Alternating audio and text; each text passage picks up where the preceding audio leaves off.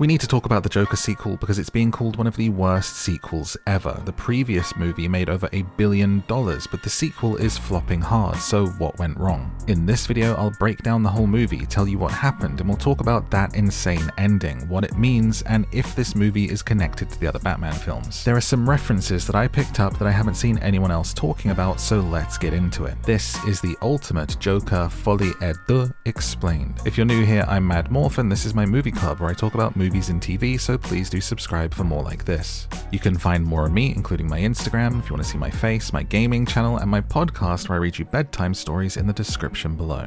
So what happens in this movie? The movie opens with an animated cartoon which is called Me and My Shadow. The title is really important, and all of this cartoon sums up not only the end of the first movie, but pretty much the point and the ending of this one as well. The cartoon shows Arthur Fleck and his shadow as the Joker, two separate beings. They comically battle for control of a microphone to sing a song. It's important to note that the whole time this is going on, Arthur does not have a shadow. The manifestation of Joker is quite literally his shadow. In the cartoon, the police arrive, and when they do, the shadow puts its clothes onto Arthur, essentially framing him for what has happened, and goes back to being his shadow. Watching it, you just know that this animation has a deeper meaning, so I was really paying attention to it. It's clearly showing us that Arthur Fleck is not Joker. And throughout the movie, that's what his lawyer will be painting the picture of as his defense, that he's not responsible for what happened in the first film. But there is a deeper meaning here, and that will make sense at the end. We cut to Arkham Asylum, and Arthur Fleck is awaiting trial. And a prison guard played by Brendan Gleeson called Jackie Sullivan enters, whistling the tune to Oh When the Saints Go Marching In. Did anyone else feel like this guy could totally be this universe's Oswald Cobblepot, aka the Penguin? Let me know in a comment. All through this intro to the movie, the guards keep asking Arthur, "You got a joke for me today?" and he never answers them. Joaquin is just silent and looks hauntingly skinny in these opening scenes. We can literally see his shoulder blades protruding. It's crazy. When a guard is shaving Arthur's face, we overhear them saying to each other, "All the kid's done since he's been here is smile, and today he bites Moran." This will be important later because they aren't talking about Arthur. The guard accidentally cuts the corner of Arthur's mouth whilst shaving him, and the blood slowly pools down. It's a clear reference not only to the bloody Joker smile that ended the first movie, but the iconic scarred mouth corners of other interpretations. However, this time the blood runs down his face and it gives him an unhappy mouth, not the upward smile that we associate with Joker. We get the big title screen Joker Folie à Deux over this image of a sad-faced Arthur Fleck. And boy, was that a very clear warning about this movie's tone compared to the first one, and if you were coming to this one expecting a violent rampage with Joker and Harley Quinn. Arthur is taken to the B ward, which is the minimum security wing. He's going to be having some extra therapy sessions there for being a good inmate. This is the first time he lays eyes on Lee Quinzel, this world's Harley Quinn, who they just call Lee throughout the movie. In this universe, instead of being a psychiatrist, corrupted by the clown prince of crime and manipulated by him, she's a patient here. Arthur's lawyer lays out her plan that she wants to argue that he has another person living inside of him, that the terrible abuse he suffered caused this other personality, Joker, to be created. We're back in Arkham, and an inmate called Ricky approaches Arthur saying the guards said Joker could teach him how to kiss. They said what a great kisser the Joker is. Joker just gives him a kiss on the lips and walks over to the guards and stares at them. It's becoming clear to us that this Jackie Sullivan character is a total bully. He's the kind that does it with a smile like it's all a joke. He mentions Arthur thinking he's a star just because there's a TV movie about him, and part of the guard's whole deal seems to be putting Arthur down. "Do you still think you're a star, Arthur?" he asks him. And it's after this moment that Arthur starts to walk with a little more swagger. He's doing almost dance moves as he goes about his routine, alluding to his Joker shadow re-emerging. It's important to note that this isn't being triggered by him being asked if he thinks he's a star, it's being triggered by the bullying. Joker taking over for Arthur is his trauma response to bullies in his life. Then Arthur gets to attend a singing therapy session on the minimum security ward. The doctor running the session says, "We use music in this class to make us whole, to balance the conflicting forces, the fractures within ourselves. All I ask is that you sing if and when you're ready to sing." This simple sentence essentially lays out the rules for what the musical segments of this movie amount to. I'll break down more clearly why it's a musical and what they all mean at the end. Arthur hangs out with Lee, they have a conversation. She claims that she was committed by her mother for setting fire to her parents' apartment building. She says they're from the same neighborhood, they seem to have a lot in common, and kinda hit it off. On the way back, Arthur tells Jackie the guard a bad taste joke. Jackie laughs and gives him a smoke as a reward, and when Arthur says thanks pal and pats Jackie on the back, he really smacks Arthur over the back of the head like, how dare you touch me, do not confuse me for a friend. Arthur finds out they'll be seeking the death penalty for him for what happened in the first movie. How does that feel? A guard asks Arthur, and we're treated to our first musical number. He sings For Once in My Life, an old Motown song which has the lyric, for the first time in my life I have someone who needs me, someone I've needed so long, which is a song about falling in love with a special someone. We can interpret this as his falling in love with Harley Quinn. The song is interrupted by Ricky the inmate saying, answer him Arthur, do you feel scared? And we cut back to Arthur just staring at the TV. This clues us into the fact that the songs are not happening in real life, they are part of Joker's fantasy world. We get a shot of this inmate we haven't been introduced to watching Arthur and smiling. Lee starts a fire at a movie night so that they get to share a kiss as everyone else is evacuating. They go on a little jaunt together, running away from guards, whilst Gaga sings a version of If My Friends Could See Me Now from the Broadway show Sweet Charity. But the consequence of this is that Arthur is thrown into solitary for 2 weeks when they are caught. Whilst he's in solitary, we get the visual high point of the movie, which is this song sequence, and Arthur wakes up to Lee in his cell. She says a guard let her in to say goodbye because she's being sent home, and Arthur kisses her. She says wait and opens a makeup tin. I want to see the real you, she says, applying his Joker makeup before they get busy. This is of course showing us that Harley is a total fangirl of this guy's, or particularly of Joker's, which keeps with most versions of Harley Quinn where she is obsessed with Mr. J and Joker is pretty manipulative and abusive towards her, very controlling. In this movie it kind of feels the other way around. Arthur is the vulnerable party here and he's being manipulated. She tells him to stop taking his meds and he says, I already have. She is actively encouraging this dark shadow back out of him because she likes it. They get busy in this cell and while they're trying to do it, Arthur says, can you do it? Implying he needs help to enter and that this is his first time. Things end as quickly as you'd expect. Arthur's lawyer is telling him that Lee's on the outside world giving lots of interviews about him and herself, kind of pointing towards the idea that he's being used for clout. Arthur says, I love her. But the most important thing from this scene is that when it ends, he goes to kiss his lawyer. Not in a predatory way, it's just portrayed like it's normal, mechanical, muscle memory for Arthur to do this, showing how broken his boundaries are with intimacy. It's at this point we're about halfway through the movie and we haven't really seen Joker yet, but the trial starts and we see the prisoners watching it in a TV room and that young unnamed inmate we saw stares at the TV with anticipation and awe. In the court case, Harvey Dent is prosecuting and trying to show that Arthur and Joker are the same, that his mental illness is mostly faked to try to get away with what he did.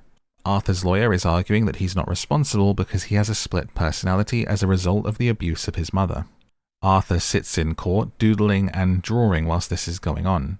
This reminded me of Johnny Depp in his trial with Amber Heard, which was either taken as a way to keep himself entertained or a way to cope with the stress of the situation. Certainly in this case, this feels like a coping mechanism for Arthur to hear these things about his past life.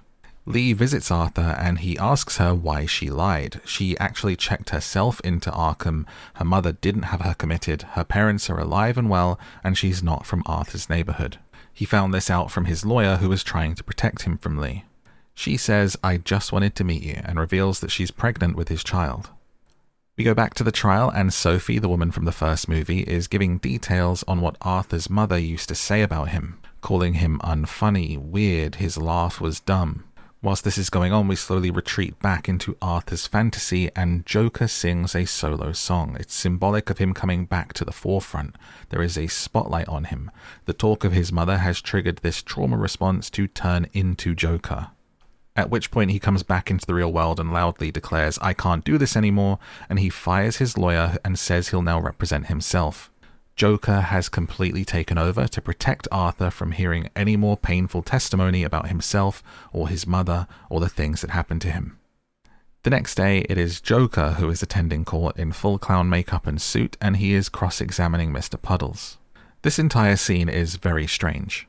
With Joker doing a strange southern accent, it feels like it's to show that he has no idea how to be a lawyer. He's aping and mimicking what he's seen on TV and in old movies. The most interesting points to come out of this are that Gary Puddles now has PTSD and he's severely affected by what happened that day. And Joker says everyone has underestimated him, including those fat, stupid guards at Arkham. Gary shouts at Arthur, "You were the only one that never made fun of me, the only one who was nice to me." Joker shouts, "No more questions, Your Honor," clearly affected by the trauma that he has now inflicted on someone that he had a bit of care for. It is something which seems to break through that mask of Joker to Arthur underneath. He clearly doesn't like the fact that his actions as a result of what's happened to him is now affecting others. It's a little nod to the cycle of abuse. Arthur is back at Arkham, and the guards haven't taken too kindly to his insult in the courtroom, and they drag him violently off into the bathroom. They really aggressively wash the clown makeup off of him, and the guards pull his clothes off as he says, "Oh, Jackie, aren't you going to buy me a drink first?" It's at this point that main bully guard is incensed, and they drag him into the shower room. Jackie Sullivan says, "Get his rags off," and then we cut to Arthur being dragged back to his cell, missing his pants. He has his suit jacket on, but only his underwear and socks.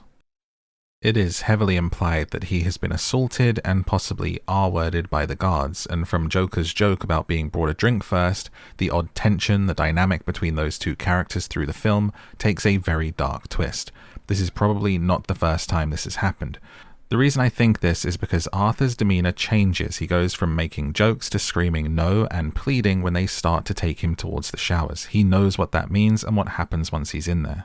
The joke from the guards earlier when they tell the inmate, "Joker's a really good kisser, go and ask him to teach you how to kiss," suddenly takes on another meaning. For anyone who thought they made this Joker character sympathetic in the first movie, it's gone up another level. This man grew up in an abusive household with his mother and all the men that she dated as detailed in the first one, and has swapped that abusive household for an abusive institution where he continues to suffer the same kind of treatment that he has for his entire life. From a child to a grown man, the cycle continues and it's heartbreaking. While Arthur is dragged back in, the other inmates are showing support, asking "What did you do to him?" and Ricky starts singing "When the Saints Go Marching In." This makes Arthur smile slightly as he lays on the bed, shut down and unmoving, but Jackie pulls Ricky from his cell and chokes him. We hear his lifeless body fall to the floor as we watch Arthur shiver and shake on the bed. The smile fades from his face, and the scene from the first movie plays where Joker washes off his makeup after ending the guys on the subway. Symbolically, in the first movie, that is the moment that Joker is fully born and takes control of Arthur, and in this movie, him thinking back to that moment is the moment that Joker dies. The next day, Arthur is in his full clown makeup and is going to give his closing statement, but instead of giving the big grandiose monologue that you expect, he simply says, "I wanted to come out here as Joker. I was going to go on an angry rant. Blame all of you and everyone for this miserable life. I can't be who you want me to be. It was all just a fantasy. There is no Joker. It's just me. I just want to blow it up and start a new life." At this point, Lee leaves the courtroom along with some of his supporters. If he's no longer Joker, they are no longer interested. The jurors break to deliberate, and when they come back, Arthur is found guilty. He starts to laugh manically as the verdicts are read out. There is then a massive explosion and the wall of the courtroom is blown in, sending Arthur flying.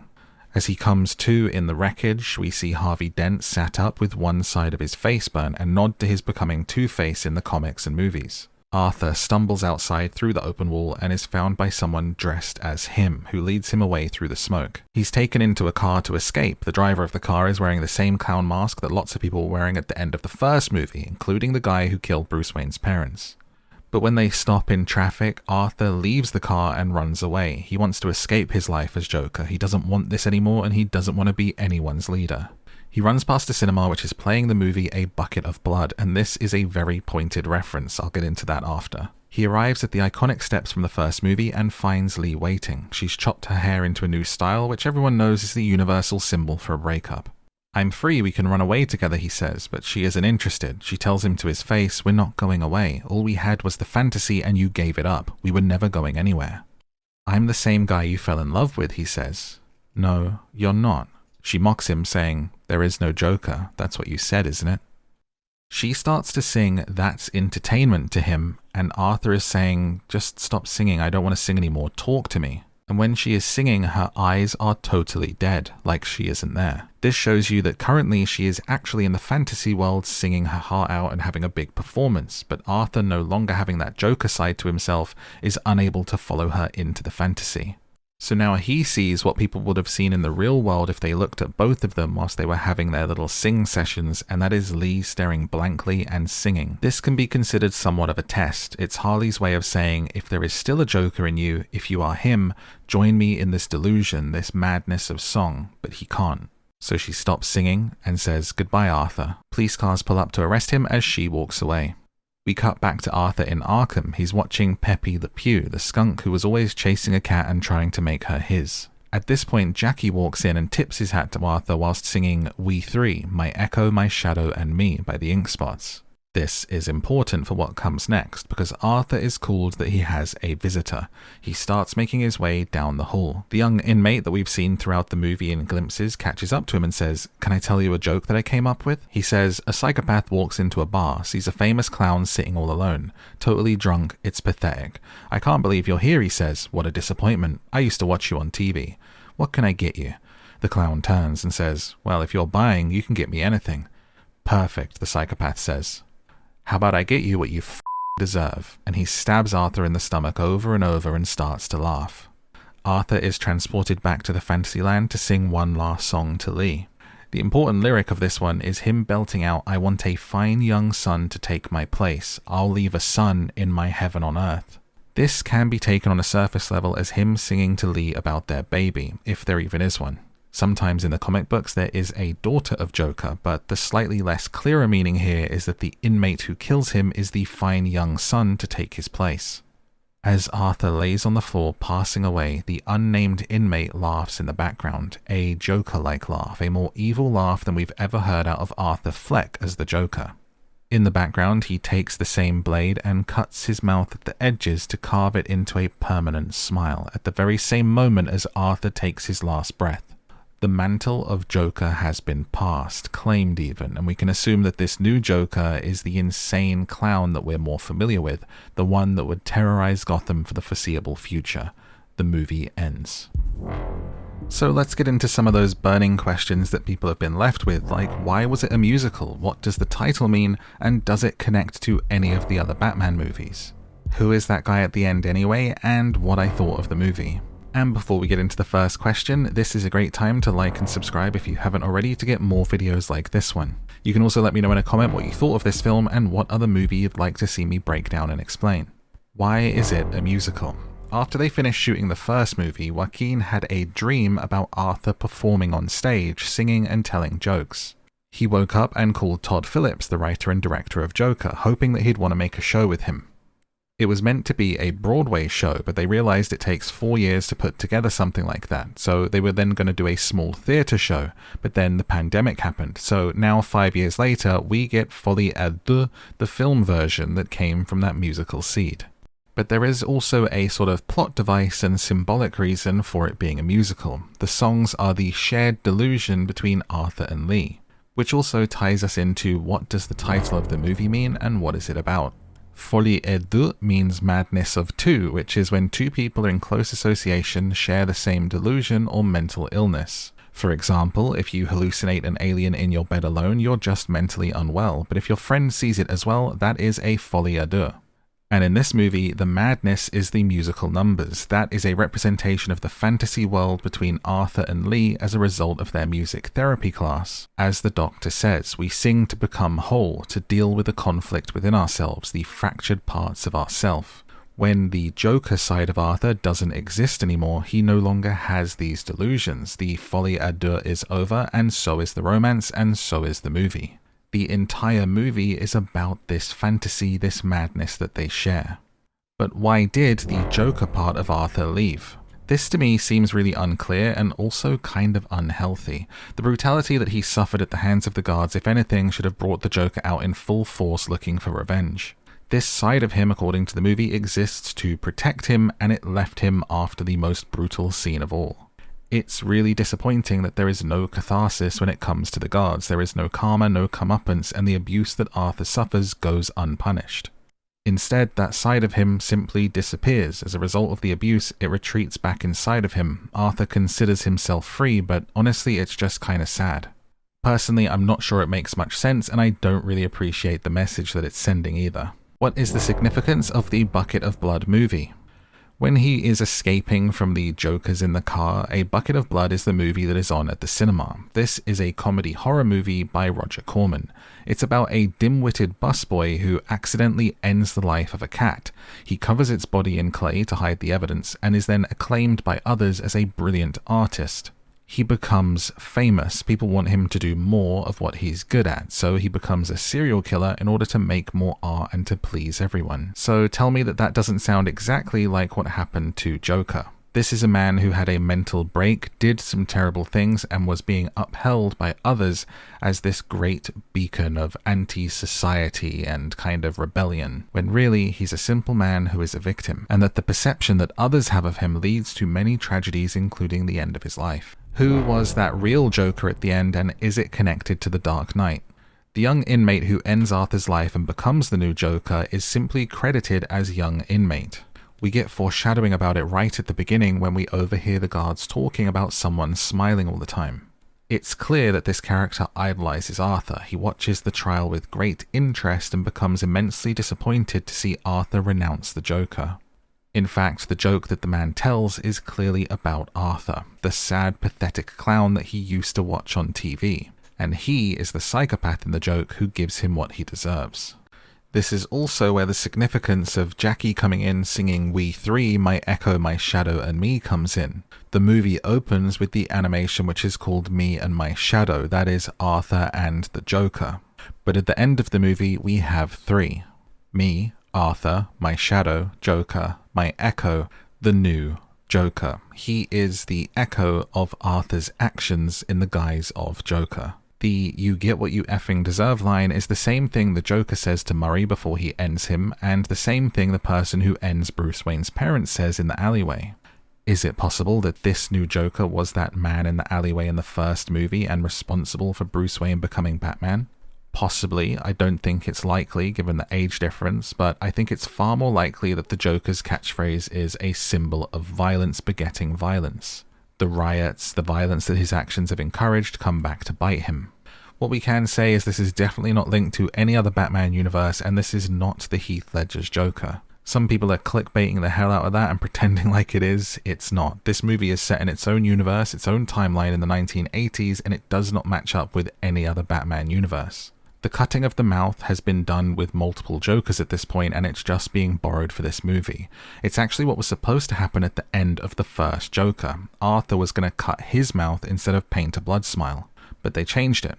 So now in the second movie, we get this young inmate becoming the next Joker, a much more dangerous Joker, perhaps the real Joker that you thought and hoped you'd get in these movies. And him cutting his own mouth into a smile is symbolic of how much further he is going to go than Arthur ever did. He is a true deranged psychopath. Arthur Fleck is just the sad man we watched 2 movies on whose mental illness inspired the future Joker. So, what did you think of the movie? Put your thoughts in a comment below, and this is my review. For me, I don't think this movie came at all close to the heights of the first, on any count, not in plot, writing, direction, cinematography, none of it. Where to me, Joker, the first movie, felt like a meaningful character piece about a dangerous man, the discovery of what caused him to be that way, and a sort of commentary on mental health and illness. Joker 2 felt like a takedown of everything the first movie did right. It felt desperate to shake off the label that others were putting upon it of some kind of incel role model and inspiration, which it never was. Anyone who says that the first film is some sort of red flag for liking doesn't get the film. The first film was a modern-day Taxi Driver with a twist. The first movie was an ode to the mentally ill who are labeled monster. It feels like they made that $1 billion on the first movie and thought they could do no wrong, but got it severely wrong on this one. If the message is that he was a sad guy who the system failed and it's this tragedy, well, we did that with the first movie. We didn't really need another 3 hours for this one. At the end of the day, the first movie made $1 billion and won Oscars for a reason. It was a very good film. It was a great standalone movie, and you're trying to reinvent something that worked, and you have missed the mark. Overall, I can't remember the last time that I was this excited to see a movie and came out this disappointed at the end of it, and that is unfortunate. I do also think that this movie is so bad and does so much treading on the toes of its predecessor that it actually diminishes the impact of the first film, a bit like that terrible last season of Game of Thrones has made everyone kind of push it out of their memory. This movie could be so bad that it does that for the first film. And I don't say that often. I like a sequel, even a bad sequel, but this one does some things where it really is going to make watching the first movie again a bit of a problem. It's not going to hit the same way that it used to. And that, just like this movie, is quite sad. Thank you for watching. Go ahead and hit that like and subscribe if you made it this far. It lets YouTube know you want to see more videos like this one, not just from me, but from other creators as well. Go ahead and click one of those videos on the screen if something takes your fancy and you want to see something else with me right now. But otherwise, I will see you next time. Let me know in a comment what you thought of this movie, what movie you'd like to see me review next, and until next time, thank you, and good night.